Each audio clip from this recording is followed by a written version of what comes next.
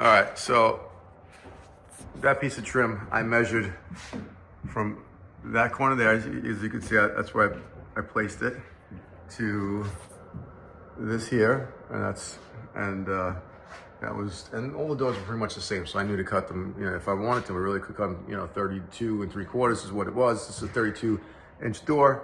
Put the trim up, get my torpedo level, right? Shoot one nail, and then check for level if you need to move it one way or another. This way, you know your corners are going to be square when you cut the next pieces. So now when you take measurement, come off the floor right up to here, and you just take your measurement from there. You cut it, pop it up, and then you're good. All right, so I cut these pieces from there. If you're a little short, it's okay to come off the floor. You'll never notice that, just a little bit. And then just pop it up there.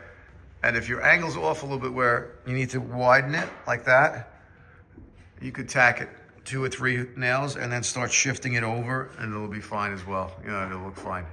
So that's a good angle there. We'll nail that up and it'll come out.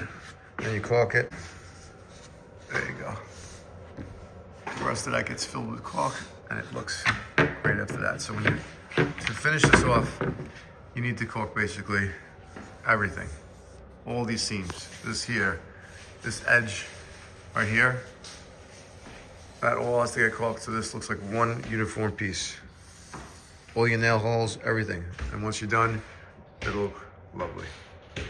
If this helped anybody out, please like, subscribe, and look out for my next video.